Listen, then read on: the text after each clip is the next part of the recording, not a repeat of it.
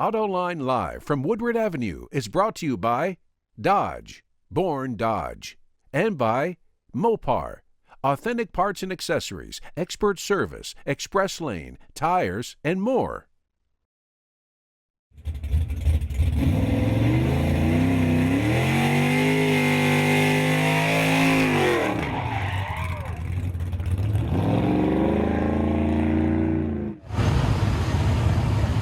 Well, that's quite a display. That is the Dodge drag pack vehicle. We're going to learn more about that later in the show. But we're here, live at Woodward Avenue. What an event. 1 million people are going to be out here tomorrow. I think most of them are already here today. There could be anywhere from 60 to 70,000 classic cars, and some not so classics too, cruising up and down Woodward Avenue. We've got a terrific show lined up for you today. Want to thank our sponsors, Dodge and Mopar, for making this all available to be able to come to you. And if you've got any questions for anybody on our show, shoot us an email, get on Twitter, you in the chat room. We'd like to hear from you. And for all you Dodge and Mopar fans, we've got a hashtag specifically for this event, and that is hashtag Woodward Live Dodge Mopar. But now, let's get to the guests that we've got up here. Mark Phelan, auto critic for the Detroit Free Press. Great to be here. Good Thank to have you, you John. here. Pass it on to, back by popular demand, Jim Hall, the man who knew too much. Whoa. We're going to drain him of some of that information. A little and bit. we've got Scott Burgess with Motor Trend Magazine. Scotty, good having you here. Thanks for having me here. So you got the mic in your hand. What's this event mean to you? Well, it's been 10 years now I've been coming out to Woodward, and it's just a phenomenal event. It's this gathering that it's not nearly as organized as people think it is, and that just everyone gets here. It's kind of like the cicadas, that all of a sudden they just appear in old cars and going up and down the streets. And one of the best things you ever see is that if a car breaks down, which is quite often that it does, there'll be 20 guys popping toolkits out and helping getting that car rolling again. It's really a great event. So Jim Hall, what do you make of the whole thing? What's your overall impression of it? There's nothing like this on the planet. I mean, there isn't. This is sort of, in my mind, this is the Goodwood Festival of Speed and the Pebble Beach Concours thrown together in a mixer and dumped out in a place we had never expected. And I mean, and the result is all these cars, all of them unique in one way or another, but not all of them interesting. Like, there's some stuff going by here that's like, yeah, okay, fine. But in fact, Mark and I saw a car coming in here just before we went on the air. And you don't have to like it, but boy, it sure added something, because I have never seen those two colors in candy paint together on anything. Not to mention a chromed supercharger sticking up above the roofline out of the hood. I mean, and that's the beauty, the variety, the utter chaos of it. It's on a public street. Anybody who's got a car that they care about, that they're interested in, will bring it out here. I mean, people come from all over the world. I was talking to a couple who'd come in from Hawaii earlier today.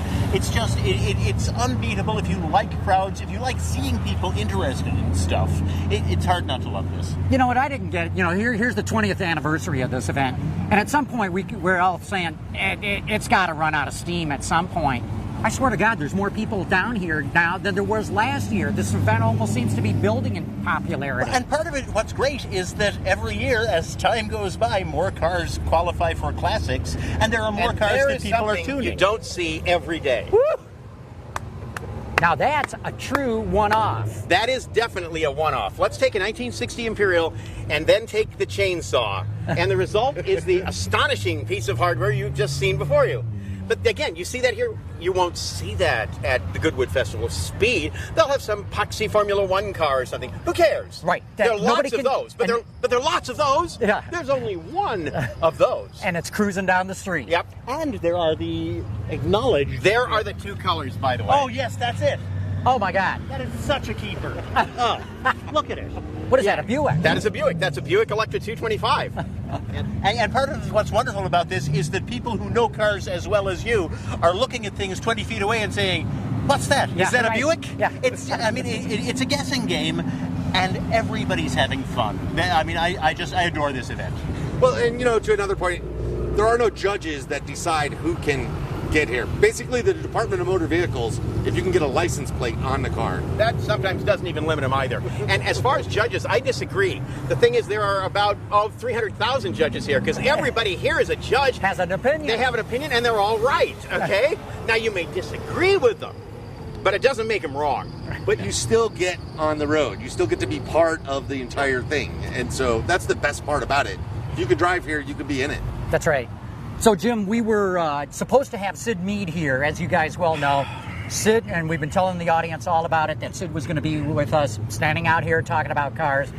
He fell ill. That's why we haven't got him here. But just so the audience understands why we wanted him, talk a little bit about who Sid is and his meaning to the industry. Sid Mead is one of those guys who started out being just a designer. He's a designer at Ford. And Sid was also one of those guys that while he was at Ford, you know, he didn't really fit in because they were just doing cars, and Sid was thinking way, way, way wilder than that stuff, because it was what could the car be, not what wasn't. So Sid parted company, and for a number of years he did for U.S. Steel these books that I think they were called Innovations. And the renderings in these things, this is where I realized I wanted to do this for a living, because these renderings were unlike anything you'd ever seen. There was one of my favorites. It's a thing as you're watching it. He started out with futuristic cars, limousines, vehicles that a lot of people didn't think about what they would be like in the future. And he completely thought them out. And they are in an environment that's a different environment than what you would expect. So it wasn't just drawing a car.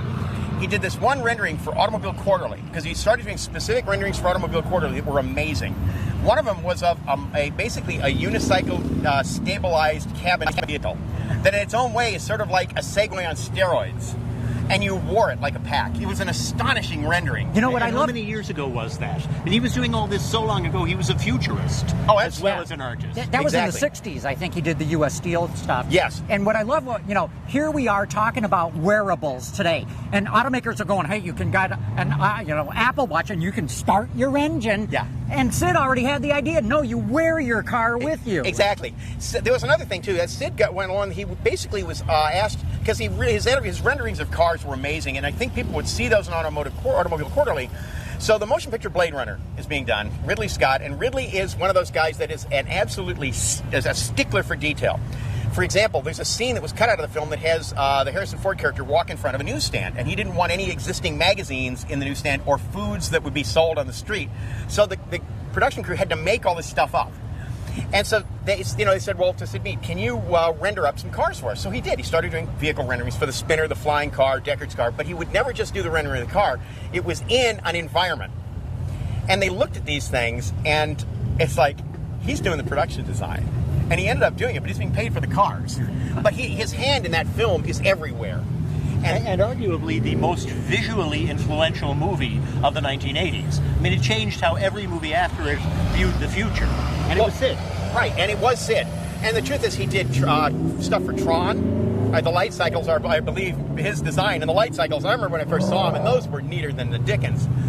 He also was involved in the first Star Trek motion picture, and I think he designed Feature. But the thing is, he's done this, and he's got some stuff coming out in some recent films. He was involved in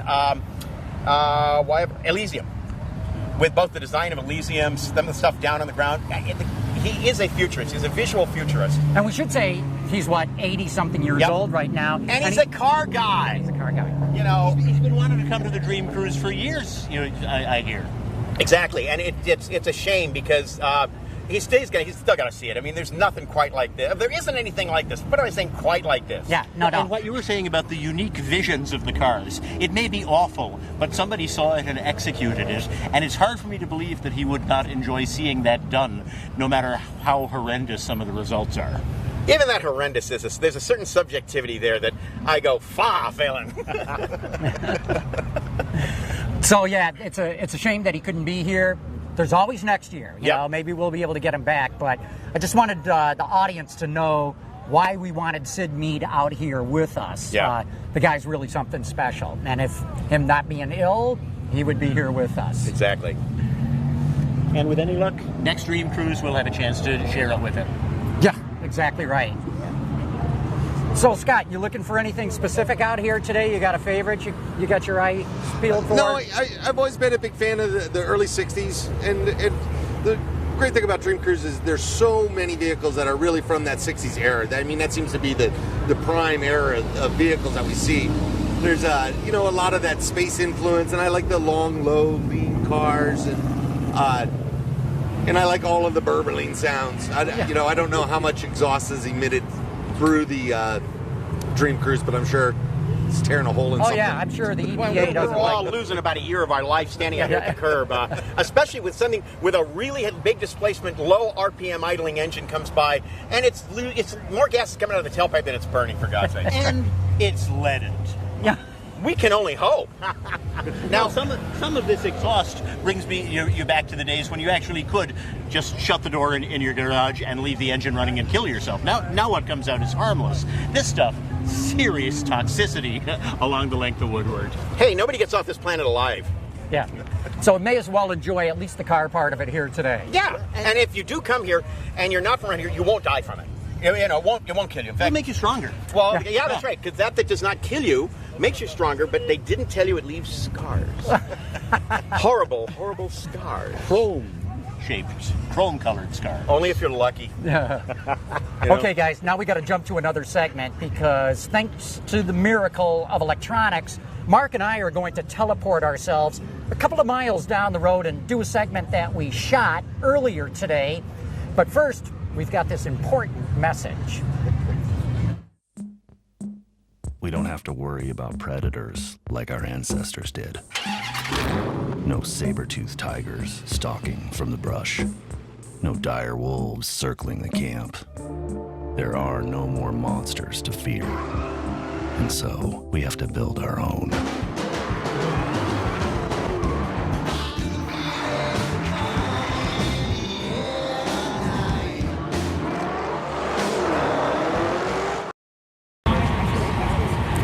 Everybody knows that the Dream Cruise is all about cruising up and down Woodward Avenue, but one of the cool things about this event are side events that are taking place. Mark Phelan, you've been raving about this little side event for years, so tell everybody where we are and what this all is. This is the Vintage Emergency Vehicles Show in Ferndale on East 9 Mile Road, a Friday afternoon only event. Thank you for coming. This is one of my favorites every year. We've got everything from ambulances and hearses. We've got an amazing collection of fire trucks that did the job for decades, many of them. I love this old power wagon. I love all the pump, the gauges, everything. I mean, this is a real machine here. It wouldn't even surprise me if this had started out as a surplus World War II truck that Absolutely. got converted. It's so rugged, it wouldn't surprise me either. And here we've got one from the Clawson Fire Department. And you were telling me... Good morning. Thank you, Jim. You were saying that this has been in the possession of Clawson for the whole, its entire existence, right? Yes, sir. This truck's been Clawson's fire truck for 65 years. It's still 100% original. Other than the engine being rebuilt, it's still 100% functional. It still pumps. In fact, there are several shows we can't take it to because even in idle, it pumps so well that it pumps, like at Greenfield Village. We can't take it there because we're shooting water over the trucks on the other side of the pond. Jim, why did you guys want to keep this truck? I mean, what was the driver in it? Well, I think if you know anything about fire trucks, once they've got to their 10 years NFPA life expectancy, there's not a whole lot of money left there. So rather than donating it or something, there isn't a lot there. This truck has just always been the department's baby. It was the first truck that actually carried water. So the city decided to keep it. We give kids rides before the 4th of July. It's in all the parades. And in fact, 7 years ago when we were leaving another car show, myself and one of the past engineer, there's always someone who cares for this like it's their own baby. And Paul Zelich, God rest his soul, used to care for this, and we were leaving another car show and we had a fire. So we pulled around the corner and other than some rusty water, we put the car fire out, but the look on the man's face was amazing. To pull around that corner with a 60-year-old fire truck and he's thinking, geez, oh Pete, are you kidding me? Yeah. Not only do I love seeing something like this, the fact that it's fully functional is just awesome. It's got 2 complete ignition systems. It's just, they don't make them like this anymore. This is what, 1947 Mack? It's a 47 Mack, 500 gallons a minute. This was pretty much unheard of at the time. Cool. Jim, thanks for your time. Thank you so much, Awesome. Jim. Have a great day. Right, you take care. And down here we've got another beauty. This is absolutely gorgeous. Hey there, sir. You were telling me earlier that this is your own vehicle. Tell me a little bit about the age and how she's worked out. And first, your name and hometown, please. Brighton, Michigan. I'm Brian Thompson. Thank you, Brian. And what have we got here? It's a 1931 American LaFrance. It was, I found it about 2 years ago down in Ohio in a warehouse, and it's been sitting down there for about 20 years. And the motor, it's just the way it is. This is the way I found it in the warehouse, and I've left it alone. And we just You're kidding, because this thing looks like it's been restored. Yeah. It probably had in years and years. The fella thought that back in the early 70s, late 60s, that it went back to American LaFrance, and they restored it for the movie industry. Gotcha. GMC chassis, Buick engine. What else can you tell us about it? Runs good. No, it's this was a pretty popular engine for these, the straight Buick engine, and that's they discontinued the motor in 1929, but they're still using them. I mean, they were still using them up through 31. And you told me earlier that there's a reason from your boyhood that is why you like fire. I grew up where I was born was at Vinewood and West Grand Boulevard, and our house right next door ours was a firehouse, and our brick house is still there next to it where my dad owned it and we lived. And we used to hang out in the firehouse all the time when we were little kids. And we used to play. They used to not kick us out. They just let us play and stuff. That's awesome. What a thing to own, man. I'm sure it attracts attention wherever you go. I like it. I have a 31 or a 33 too. Excellent. Hey, thank you so much, Brian. Really appreciate it. Have a great day out here. Yeah. And we've got one here that's a little bit more modern, as you can see. And it came from a little bit farther away, West Covina, California. Jeez. We've got the owner here. Sir, thank you. If you could just tell us your name and hometown and a little bit about your vehicle. Dave Getchman, and I'm from Howell, Michigan, but the truck's from a little further away than that. It's a 1961. It was made by Crown Coach. It's called a Fire Coach. It's a pumper. They were originally a school bus manufacturer, and in 1951 they made their first fire truck, which looked the same as this, and probably for 20 years the body style didn't change, and they pretty much owned the West Coast. That a lot of us my age remember that TV show Emergency, and this was the type of truck that was in that. So where did you get it? How did you get this? I got it about 12 years ago from a friend of mine up in Burt who had brought it back from California. What is it about fire trucks? We've just talked to two other people that own them, and why? Well, I collected toys as a kid, and when I grew up I got egged on by family members. You know, you can get a big one pretty cheap, and you can. They're kind of like a boat. You pour a lot of money into them, and they're a lot of fun. I've had a lot of people I've met over the years. I had an engineer from Crown stumble across me, tell me a lot about it, and give me a salesman's pamphlet from the 60s on it. I had a guy that said this was in his neighborhood when he grew up. So just a lot of nice So what's people. Something like this worth, if you don't mind me asking? Oh, geez. Not as much as the Aaron's Fox brand name. This Crown is probably one of just a couple past the Mississippi, let alone the Rockies. But I would say it's probably only about a $6,000. Are you vehicle. kidding me? That's all. That's This is nothing. amazing. I would tell you that I've got more into it. It's been Of course. something Well, of that's with passion. every classic, right? But, you know, it was remotored in the 70s. It was painted lime green in the 70s. I have a picture of it in red from the early 70s before they changed the color. But there was an optometrist in the 70s that claimed this color would be seen, wrote papers on it. He had a vested interest in Ward LaFrance, and the government paid everybody to change the color of their truck, and this was in that. Hey, I remember. I'm sure, Mark, you remember when the Absolutely. change happened. Totally. Well, and you're right. I mean, even among all of these other emergency vehicles, you know, you jumped out at us, so the color is still working. Hey, thank you so very much. Yeah, really really cool, appreciate man. it. And Cool. let's That's walk great. down a little farther. We've got some new arrivals. We got this phenomenal old beauty from Troy that just pulled in. So let's talk to some more of the folks that are here. Yeah. See if we get these ambulance guys. Excuse me, sir. Hey there, we're shooting some TV about the various vehicles that are here today. Can you tell us a little bit about your ambulance? Okay. Look, come on, hop out. Take your make yourself comfortable. You just pulled in, and it's too good for us not to want to see Are it. you going to film me? We're Yeah. filming right now. You're on camera as we Yeah. speak. I'm a good actor. All right, perfect. Thank you. My training. Working at Ford Motor Company, they're all a bunch of phonies anyway. All right. So yeah, your name and where you're from, and I'm Dave Maple. I'm from Shelby Township. Excellent. and tell us about your ambulance. Okay. It's a rare vehicle. They were done on Chevy sedan deliveries. They were delivery vehicles. There was nothing in the back. National down there, it was the conversion company. This was their cheap, small ambulance. Because it is, it's quite small. But you get a full stretcher in there and all that. And where did you get it? How did you come to own this?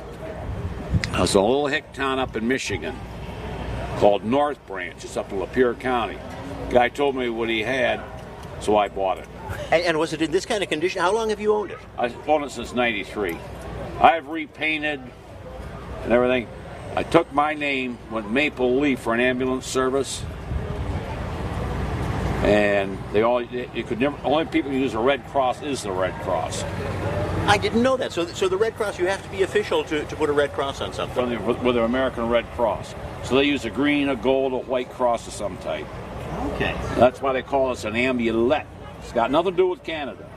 I was wondering, and ambulette is because it's a little bit smaller, is that right? Yeah, and there's 3 of these no one left. This one and one in Ohio, one in Chatham, Ontario. That's it for this kind of vehicle. That's rare. We know it's left. So what's something like this worth, do you think? What anybody would pay me for it. That's the right answer.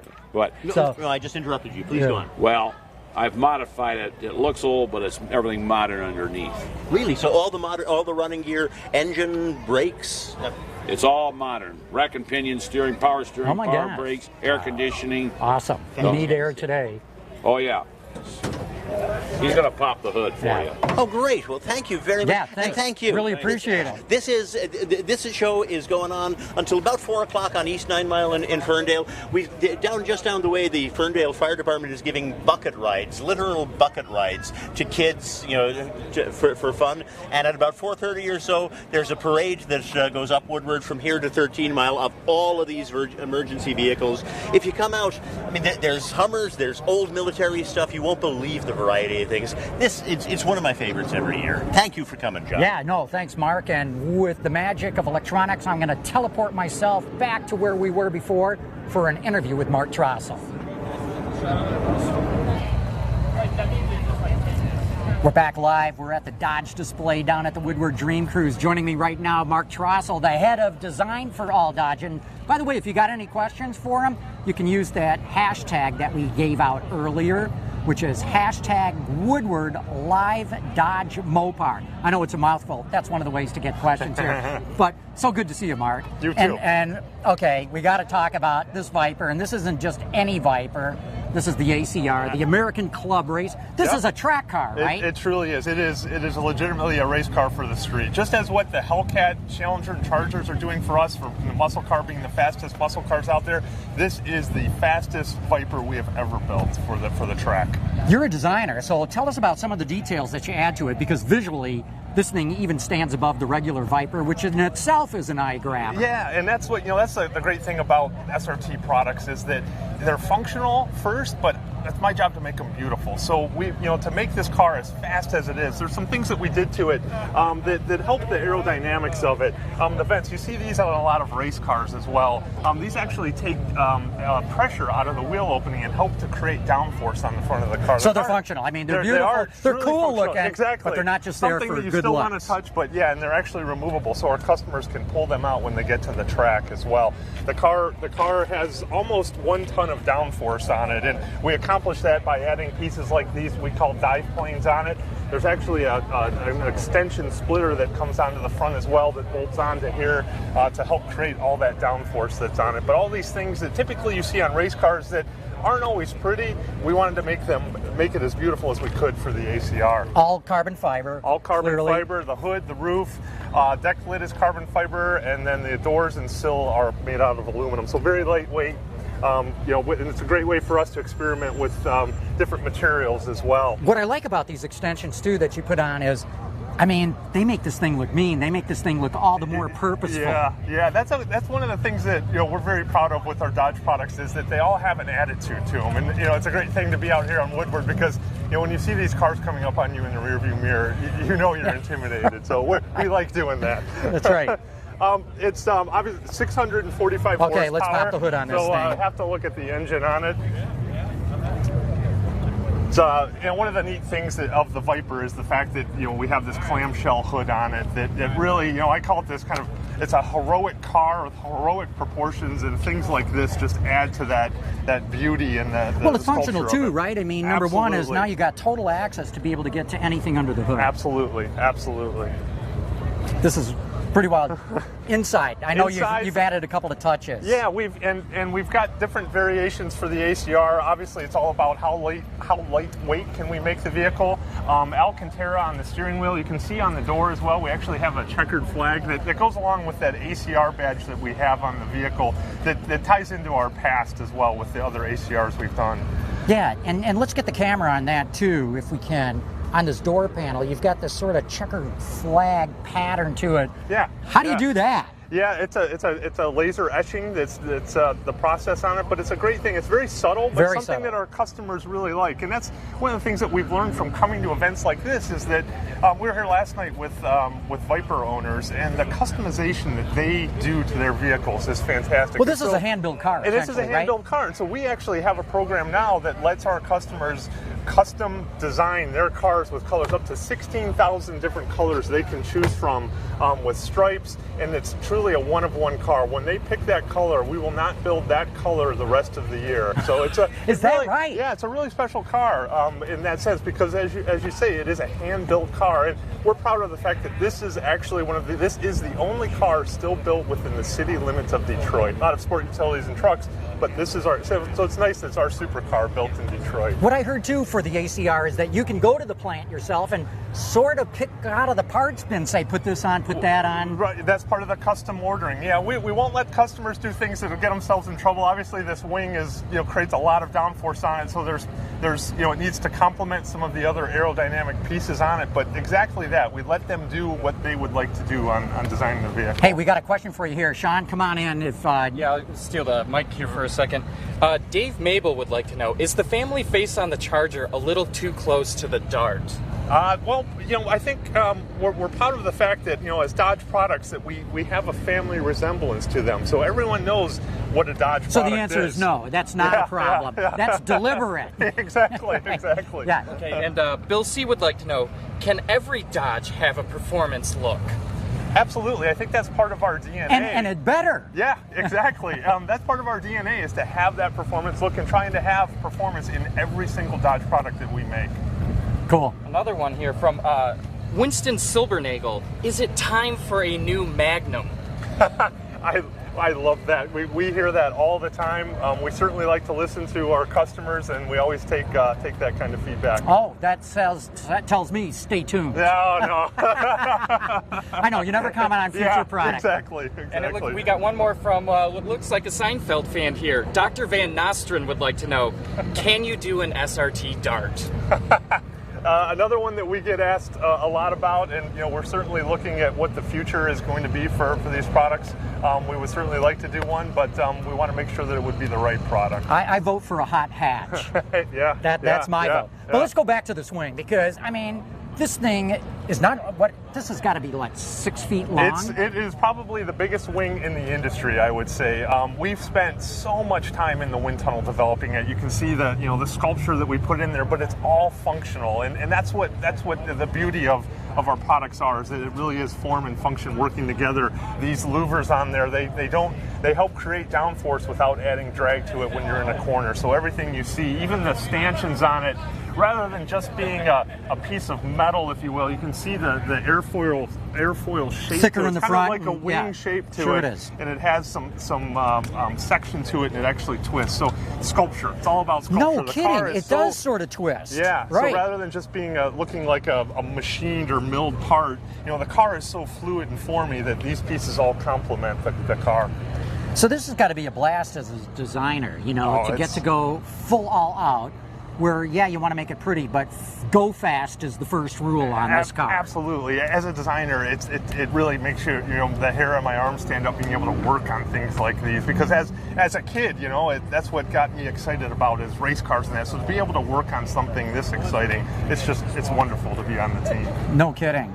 And And it's not like this is the only thing you've got going. Challenger, Charger, too, with the Hellcats. Challenger and Charger, yeah, it's just unbelievable how well those cars have been received, and it's great being able to drive up and down Woodward with a Hellcat, and people, oh, that's a Hellcat. I mean, it's a magic time right now to have 707 horsepower in cars in this day and age. But with Dodge being so performance oriented, so focused on, that's got to make your job easier, actually, as the head of Dodge Design. Absolutely. I mean, we definitely know what our DNA is and where we want to take it. So it's a very clear vision from everyone from Tim Kaniskis' group to Ralph's group to the engineering group as well. We all are marching towards that. So there's a good synergy there right now, and I think it's very apparent out here as well. No, it really is. We were talking earlier in the show about how we thought maybe this event could lose some steam in the years ahead. No, it's growing in popularity. It's unbelievable. Yeah, I guess the word's gotten out, beyond Detroit. Now people are coming from all over for it. And it's great because all that passion and excitement will then translate into the products that we're developing. So I love it. Yeah. I love it.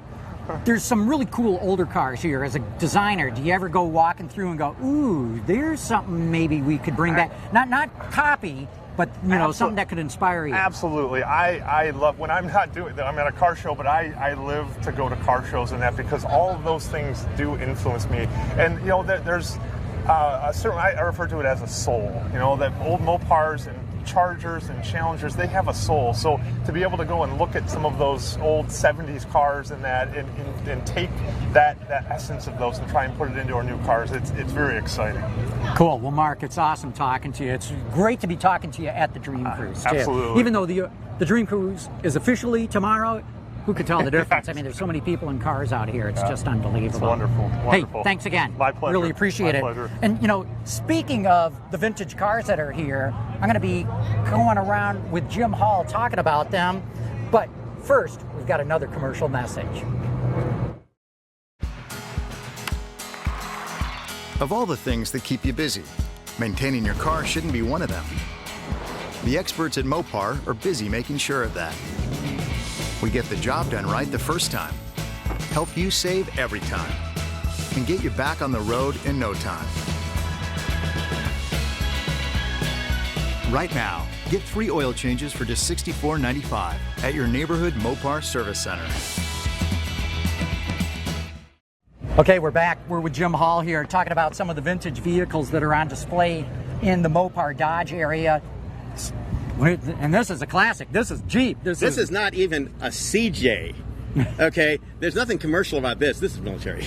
Yeah. I mean, remember that this is a vehicle that multiple companies were building for a while. Ford. Correct. Willys. And the thing was engineered as simply a utility vehicle.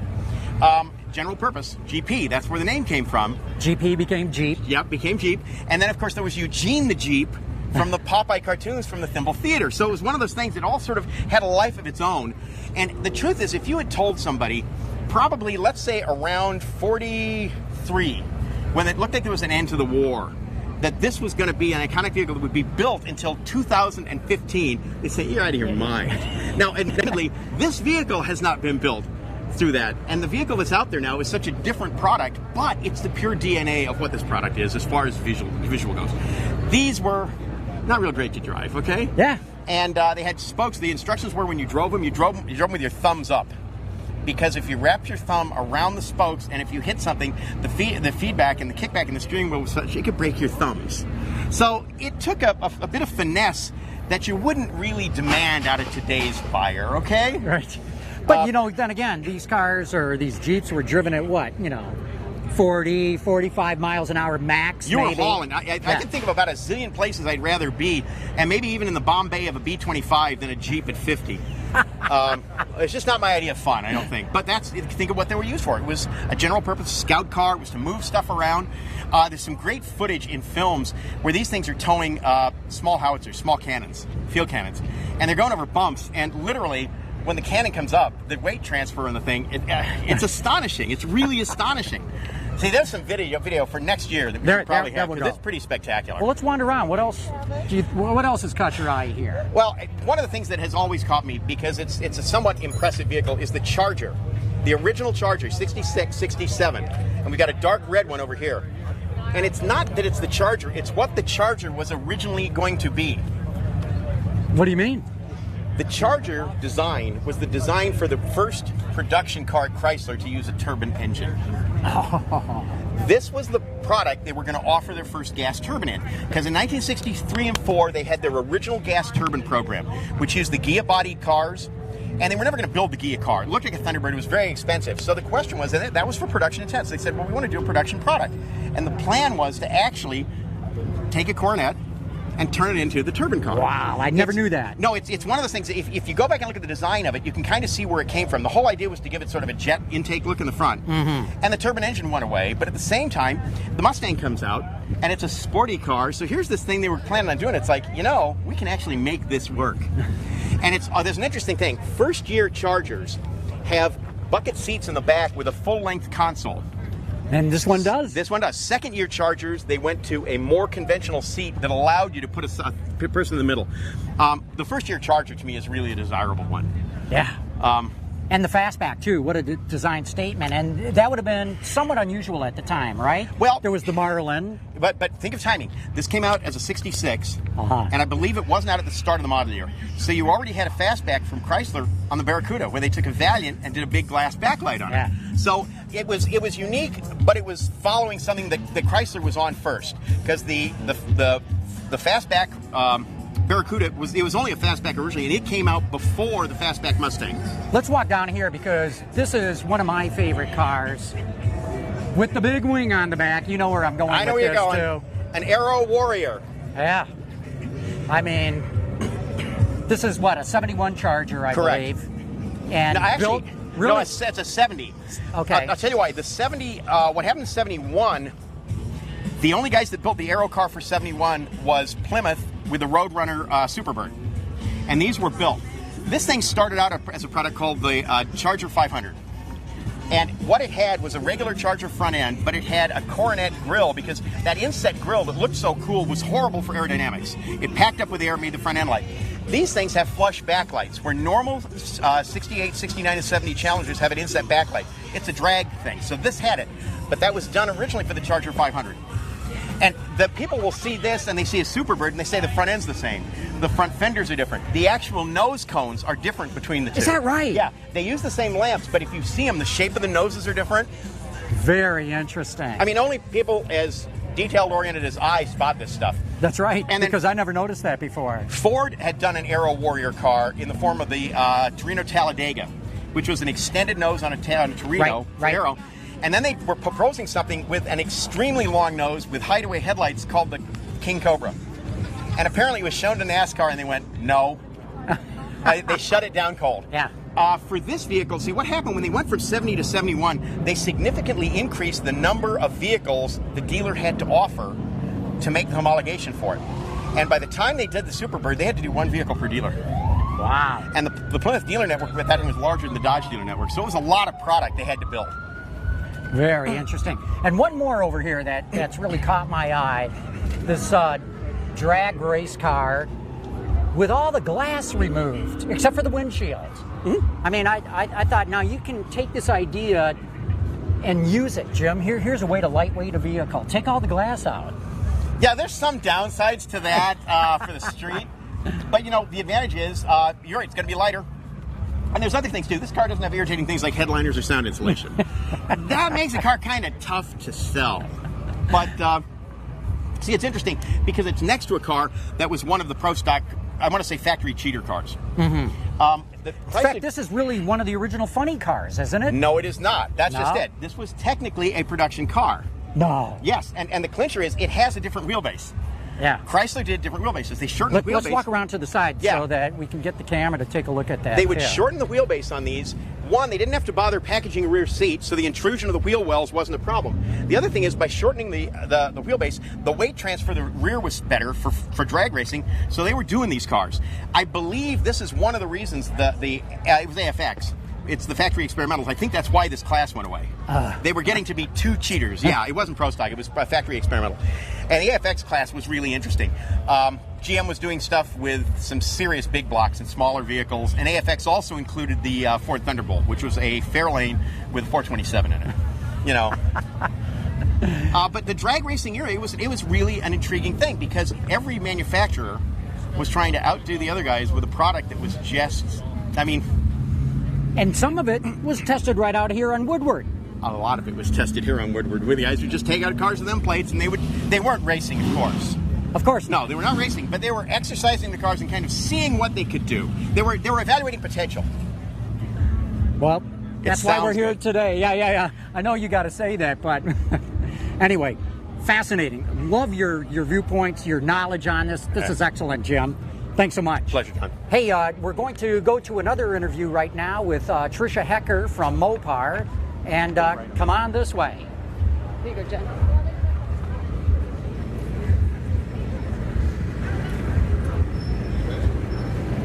Hey, how are you? Hello, Tricia. Good to see you. Here, again, why don't you John? hold on to this? All right, sure. You can talk on this, but okay. Yeah, we want to hear what's the latest that you got at Mopar here, and I guess you've got. We showed the audience very early on. I heard you opened the show with it. With Thank the drag you. pack vehicle. Yeah. You got it. So let's hear some details of what this is all about. So this is our latest drag pack. You know, it has 200 predecessors. But so we learned a lot over the years, and even though our drag packs have several national championships within NHRA, through the learnings, we knew we wanted to come out with a new one. This is our first ever supercharged. So we have a naturally aspirated version, but then we also have the supercharged version, depending upon which one you're more interested in. We announced at our Mile High event that we're going to build 60 of these, 35 of the supercharged, 25 of the naturally aspirated. So we're taking orders right now, and they're going pretty quick. No pun intended. Yeah. They are definitely going very quick. Through all the durability runs, we're flying in the 8s. This is fascinating to me that there really is a desire for all-out performance. I mean, track performance, and people buying their cars and modifying them to really go as fast as they possibly can. Yeah, absolutely. And we, there's other drag packs out there, other options, but we really think that this one is going to do extremely well. And when we take it out into Denver, and with the altitude there, the cars don't want to go as fast, and we were hitting 8s in Denver. So you with can the imagine supercharger. With the supercharger. So you can imagine what this is going to do at sea level, right? Yeah, exactly right. So just to give our audience an idea, what might a pack cost for and I know there's all different bits and pieces, but let's say all in. So, we really sell them in two different versions. The naturally aspirated, it has a cubic inch inspired price at $99,426, and then the supercharged is at $109,354. I'm a little clever. A little clever. That's exactly right. So, but there's several differences. And this is available right now then? They are. They're open for order right now. We're only going to produce 60. Each one is, engraved with the number, so you know what number you got. And I know, based on past performance, they sell out. They do. They tend to go very, very quickly. But because they're so unique, we kind of have to commit how many we're going to build. Mm-hmm. But I'm pretty sure these go this year. You might see some more modifications next year because we learn. And the racers are a great source of feedback. So they'll come back and they'll say, hey, I was able to find this, and I think if we made this tweak, we can go that much farther. So it's kind of a reciprocal relationship that allows us to keep going. This is awesome. What else you got? As an example, one of the things that we changed here is in the previous version, we didn't have hinged hoods. And so it made it a little bit tougher for the racers to get in there and start to work on the car in between rounds. Now we got hinged hoods. One person can get in, pop the hood, and start working on it. And that's racer feedback that you did that. Yeah. We did tie-down straps for the car to make it easier for them to tie it down to the trailer. And so there's lots of different little things that we did to try to make it great for the racers. Cool. That's great. Should we talk about Scat Pack? Let's do it, because I know you always have a lot of things that you've got going here at Mopar. So I'm pretty sure you and I talked about Scat Pack 1 previously. We did. And that's kind of our entry-level modifications to the Challenger Charger, particularly 5.7-liter engines. So if you start with a Scat Pack 1, that's going to be cold air intake, cat pack exhaust, and then a PCM modified for the vehicle. Mm-hmm. And with those modifications, we can get an additional 20 horsepower and 23 pound-feet of torque. And that runs about $21.95 if you have the shaker hood like this one does. If you don't have the shaker hood, it's $24.95 because there's some more changes that we have to make in order to... But those are pretty good prices. Yeah, it's accessible, and we built it in stages to make it accessible. Maybe you can only do Scat Pack 1, but maybe next year you want to go to Scat Pack 2. So what happens with Scat Pack 2? Now we start to modify camshaft. We get in there, there's tie rod changes, valve spring changes, heavy-duty push rods. And then we change the PCM again to take advantage of those modifications, and that lets us get to 50 horsepower improvement and another 30 pound-feet of torque. But if you're still not satisfied, then we can go to Scat Pack 3, and Scat Pack 3 gets into the cylinder heads and starts to change the exhaust manifold, and then again, different PCM to leverage those changes, getting us all the way to 75 horsepower, another 43 pound-feet of torque. So they fly. They're pretty, and of course we've got to, let's not forget our little badges, because you know this is a source of pride. Yeah. And the guys want to tell each other, oh, I'm 1, oh, I'm 2, no wait, I got 3. So a little bit of fun. So the basic difference is with the Scat Packs, you can work your way up in stages. You go to the Drag Pack, you get the whole car. Yeah, I mean the Drag Pack is, you know, that is a purpose-built vehicle. It is meant for the drag strip. It really likes to go straight. It, you know, turns not so much. This one, you know, it's a different vehicle, and it's for the performance enthusiasts on the street. Until you get to the third one. Tricia, we got a question in here. Yeah, sure. Got a few questions for you. Is there a most successful Mopar part? Most successful. Well, what do you Mopar sell the most of? Well, you know, I guess my mind went first to Hemi. If I were perfectly candid, the most popular one is slush mats, but that's not that exciting. So, given that we're talking about a performance theme, I got to go next to the Hemi, right? Well, with sort of the Hemi in mind, someone wants to know because they're interested. What does a crate Hellcat engine cost? Ooh, I don't believe we sell crate Hellcat engines separately right now, so I don't know that there is a price I can quote you maybe on there's that. an idea to start selling them. Could be. I hear that there's a giveaway going on. Have you heard about that? I have heard of the giveaway. Yes, but that's a unique thing right now. Now, there was a giveaway up at the Pontiac event on Wednesday night, right? Yeah. But you're doing another giveaway? No, it was that's at the one. Yeah, exactly. So cool. Just a couple more quick ones here. Is Mopar helping to sell cars in the showroom? Oh, absolutely. All of the research that we've done says that the breadth and availability of accessories influences as many as 50% of the vehicle sales. Because just like we're not dressed alike and we don't live in the exact same house, people don't want to drive exactly the same car. And everybody has a little different tweak. You know, I have 3 boys, soccer mom, I need, you know, cargo equipment to hold the boys' stuff. But maybe you're taking your truck to work and maybe you need a ladder rack or you need spray and bed liner or what have you, right? So we have a plethora of accessories to really help you do what you want to do with your vehicle. And one last one here. Any chance I can get a drag pack in California for the street? Ooh, I was with you until the for the street part. No, it's for the track, no doubt about it. Yep. We were just talking about that. It has this, you know, turns, going straight, good. Turns, maybe not. Right. Yeah. So, thank you. Well, Trish, thanks so much for all the update on what's going on at Mopar. Really enjoy it. Enjoy the rest of the weekend. I know you're going to get a ton of people here Saturday and Sunday as well. We hope they come out. We love to engage with the folks and talk about the cars. But thanks so much for stopping by. I really appreciate it, John. Good to see you again. Okay, take care. Hey, we're going to be back in a minute. We're going to go back out to Woodward, look at some of the cars. I'm going to have Jim Hall, Scott Burgess, Mark Phelan out there with me. But first, this commercial message.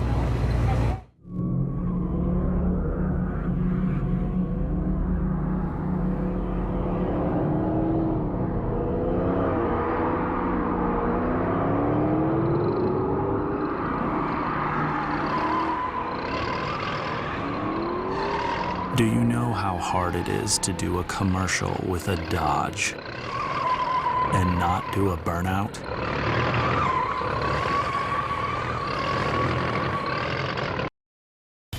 There's only one talk show that covers the issues and executives that drive the auto industry.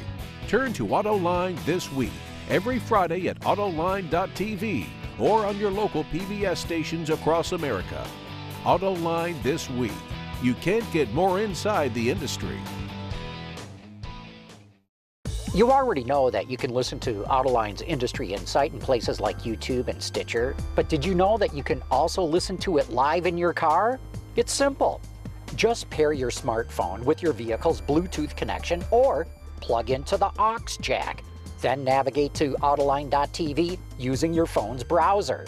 Find the show you want to hear and click play, just like you would on your computer. This is Autoline After Hours with John McElroy. It's that easy. Never be disconnected from Autoline's top-notch insider information with Autoline on the go. Whether it's on television, online, or through social media, Autoline knows how to effectively get your marketing message to the people you want to reach. Contact Stacy Eman today. Nice. That is accurate. We're back live at Woodward Avenue. I got Jim and Mark and Scott with me right now, and we're just going to talk about some of the cars and trucks going by. So here's something that's hot. Pickups. Pickups are getting seriously hot from a value standpoint. They're appreciating. And there's some really cool pickups out there. Yeah. There really are, you know. And the amazing thing is they don't drive any better than they did then, but they were trucks. Yeah. So you don't care. Right. And they're very good values among collectibles. I was talking to a guy at the GM Design Car Show. He had just gotten a 66 GMC pickup with 42,000 miles on it. It had lived all its life on the same ranch in Amarillo, Texas. He paid $6,000 for it. Yeah. I mean, what are you going to do? Well, and you know, the other thing about trucks is that you can still use them to do a lot of stuff. You can't cram that much stuff into a 67 Mustang. You know, the problem is when you do the restoration on the truck and you have the immaculate walnut deck in the back of it, and then you're sitting here going, what is it I don't put in there? Well, I'm glad you mentioned that, because what I like about the new trend, and the trucks are a leading edge of it, is minimal restoration. Go with the patina that it's got from being blasted by sun and sand for decades. Leave it there. Now, I got to tell you, I appreciate that, but although I'll say this, I love rat rods. I absolutely love rat rods, and I love the idea of distressed paint. And the truth is, I wanted to do a rat rod on a relatively new car with distressed paint. I really did. And I mean, when I say relatively new, I'm talking really relatively new. I wanted to do it on a C4 Corvette, which is doubly weird because rust on a fiberglass bodied car. And it's like the ultimate inside joke, but I thought it could be done very cool. Yeah. Now, not down to the chicken wire floor, because I've seen rat rods with that. Yeah. Have you seen that? They take the floor out, and I don't know how you drive it. I can't stand rat rods. Really? You are a rat rod. Yeah, I kill you. Finish the car. You know, that's the way I've always felt about all of those things. Just finish it. Paint it. Sand it down, paint it again. But these are painted, and the thing is they're spending money for it to look like they're not painted, which there is something borderline crazy there. It's the acid wash blue jeans of the automotive world, basically. Yeah, okay. But when you used to acid dip a car, you did it to make it lighter, like a Sunoco Camaro, okay? But you know what I love about rat rods is the craftsmanship that goes into these things. I've seen the use of materials like I've never seen anybody use before. The way they put different things together. I remember the whole engine compartment of one rat rod that I saw was hand-hammered copper sheet. It was beautiful. So, Scott, I'm sorry, you don't know what you're talking about. I got a question about that, though. Speaking of engine components, I was talking to some folks from a company down in Indiana that will build you a brand new Tri-5 Chevy. And one of the cars that they had just done was a 55 hardtop sedan, I think, with a... Didn't make a 55 hardtop sedan, it was 56. Okay, in that case, that's what it was. Sorry, Mark, we got Jim here, I'm sorry. No, with a Cadillac CTS-V drivetrain. Technically, it's a 2015 hardtop sedan. Right, yeah, you're right. And find another, there's only one or two other hardtops on sale in the United States. Pillarless hardtops. Three. Hey, we got Alfa Romeo here. 4C. With M plates, of course. Has manufacturer's plates. Seen that guy. Nah, you know. The only surprise is this is not a journalist that we own. Let us talk about collectible cars. Whoa, here comes one. We have two back-to-back. We have the 59. The 59, and the product in front of it is a collectible of the future. Oh, yeah. Okay? An Aztec. No, but let's talk the 59. Is that a Bel Air or an Impala? That's a Bel Air. Yep. I love that car. To me, I want one of those. Now, let me tell you, if you've driven a four-door hardtop recently, there is nothing like a four-door hardtop because it's honest. There's nothing. It's completely open. People get in. I used to own a 67 Chrysler. You know. And it is 8 feet of open space when you roll down all the windows. No headrest, little pillars, little noodle-sized pillars. You can see everything. I'm not sure what the roof crush standard is on that, but there is none. The standard is the roof would crush. Okay. Yeah. The interesting thing is that if you go back and look at the General Motors products from 59 and 60. None of those cars have pillars that are very thick, and they did convoluted things with curved pillars in the front where they had wrap-over glass, wrap-around windows on the Vistas, and you get inside one, and it's like, where are the pillars, literally? The Mopar hardtops from 57, 58, 59, 60 are the same, but it's astonishing compared to now where, I mean, pillars are becoming an obstacle. As thick as your forearm. Yeah. But yes, but classic Continental there. Classic Continental. Nice. But you see, it's not the pure one. Would be a 61, because that's the one that was supposed to be a Thunderbird. Oh, is that right? Yeah, it was a Thunderbird design proposal, and it had round taillights, and they were trying to figure out what to do with the Lincoln, because the 58, 59 Lincolns were pretty overdone. And so the idea was, somebody saw it and said, that'll be the base for the Continental. And what we've got going by us just now while you were talking about that, a beautiful VW Beetle, and Ferrari just went by, and that's another reminder of the fact that this is not just about Detroit. This is about cars that people cherish from any place, and that is, in fact, any kind of motorized vehicle. Totally. I mean, you actually have seen some really interesting bikes and motorcycles and trikes out here too. Yeah. Sometimes they're borderline psychotic. See, that doesn't look done. Oh no, but I love it. It doesn't look done. Go finish it. You know what's always intrigued me about big superchargers?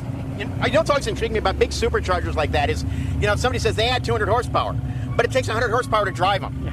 So you start looking at these things at a net yield, and it's like, there are better things you could have done, guy. But it's impressive. It's very impressive. None of them are really about the end result. They're about the look. They wouldn't be chromed if they were about maximum performance. Many of the chrome superchargers are polished aluminum, and that makes the material, that makes it lighter, okay? Because you're removing material.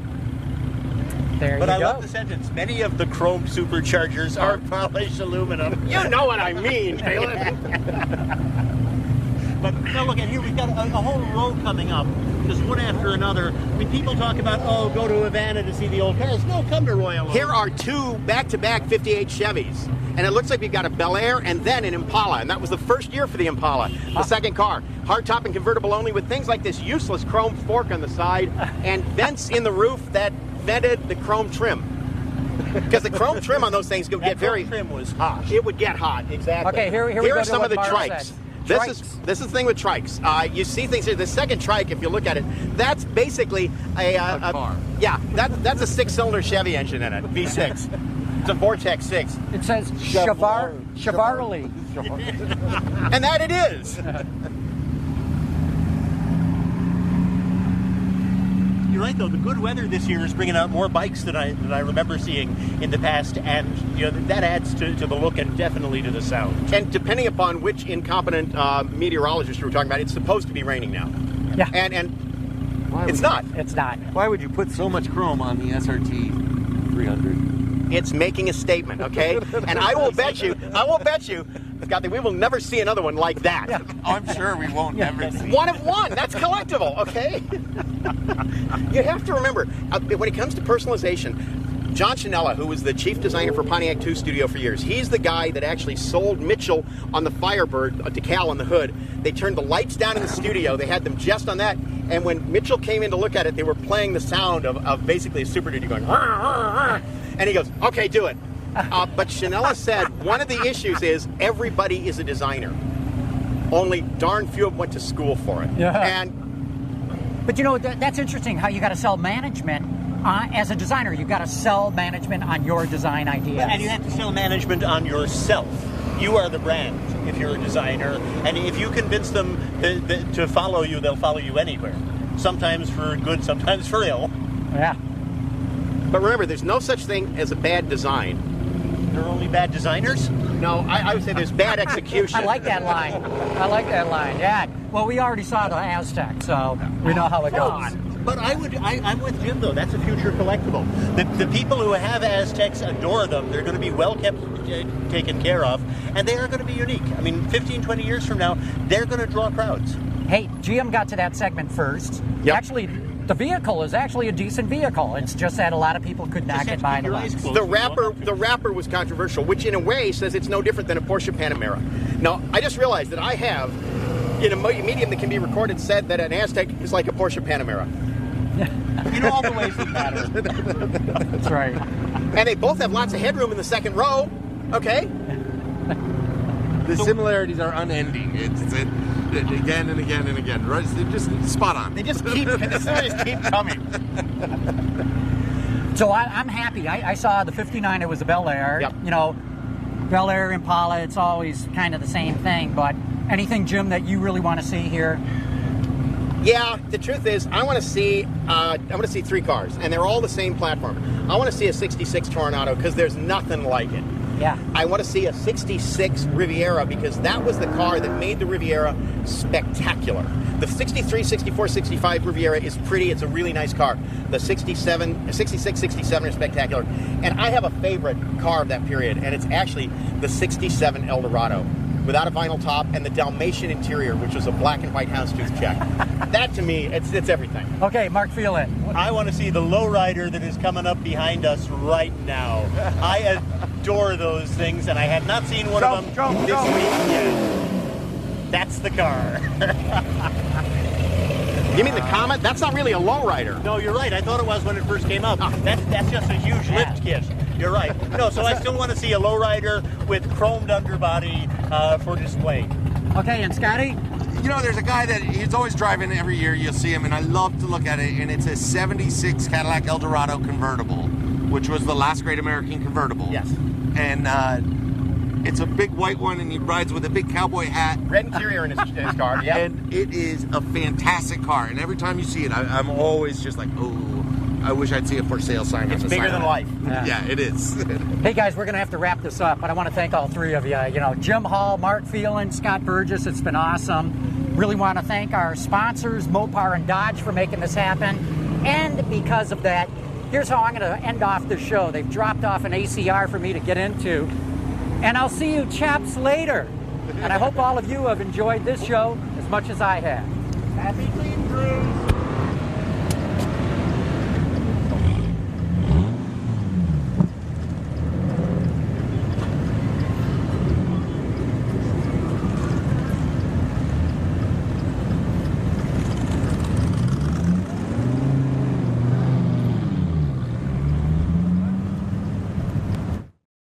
Autoline Live from Woodward Avenue is brought to you by Dodge, born Dodge, and by Mopar, authentic parts and accessories, expert service, express lane, tires, and more.